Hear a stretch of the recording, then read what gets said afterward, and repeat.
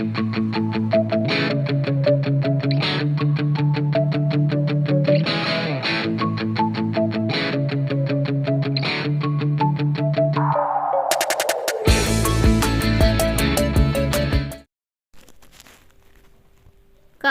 జిల్లా చుక్కల్ నియోజకవర్గంలోని కౌలాస్ గ్రామ శివార్లో ఉన్న చారిత్రక కోట కౌలాస్ కోటకి నిధులు మంజూరు చేస్తామని రాష్ట్ర పర్యాటక మరియు ఎక్సైజ్ శాఖ మంత్రి జూపల్లి కృష్ణారావు తెలిపారు.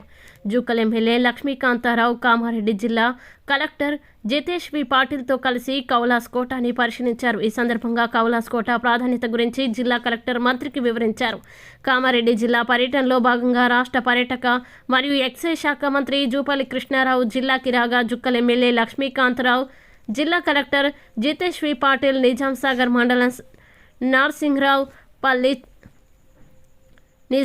మండలం నర్సింగ్రావుపల్లి చౌరస్తా వద్ద కాంగ్రెస్ శ్రేణులతో కలిసి ఘనంగా స్వాగతం పలికారు.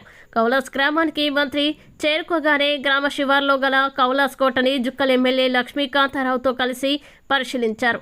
ఎంతో చరిత్ర కలిగిన ఈ కోటని పాలకులు పట్టించుకోకపోవడంతో శిథిలావస్థకి చేరిందని కోట వారసులు అనూప్ కుమార్ సింగ్ జిల్లా కలెక్టర్ మంత్రికి వివరించారు. ప్రస్తుతం కోటలోకి వెళ్లేందుకు వాగుపై వంతెన నిర్మాణం చేయాలని, దీంతో పాటుగానే కోట బాగుకు నిధులు కేటాయించాలని గ్రామస్తులు కోరడంతో మంత్రి సానుకూలంగా స్పందించారు. రాజకీయంగా నష్టం జరుగుతుందని తెలిసినా కూడా తెలంగాణ రాష్ట్రం కూడా జరిగింది.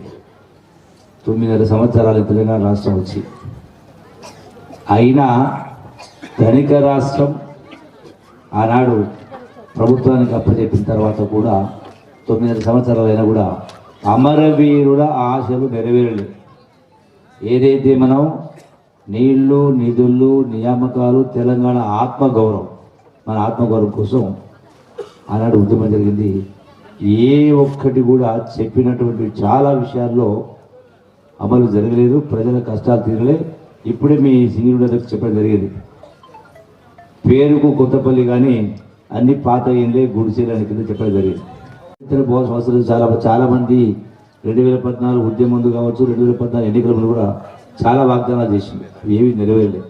అందుకనే దాంతోపాటుగా ప్రజాస్వామ్యాన్ని అణిచివేయడం జరిగింది దుర్మార్గంగా.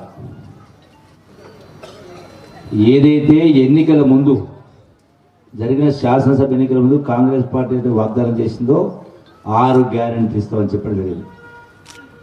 చెప్పిన లెక్క ప్రకారం మాట తప్పకుండా గౌరవ ముఖ్యమంత్రి రేవంత్ రెడ్డి గారు ముఖ్యమంత్రి అయినటువంటి సందర్భంలో ప్రమాణ స్వీకారం రోజునే సోనియా గాంధీ సమక్షంలో లాల్ బహదూర్ స్టేడియంలో లక్షలాది మంది కోట్లాది ప్రజల సందర్భంలో 2 గ్యారెంటీని అమలు చేయడం జరిగింది.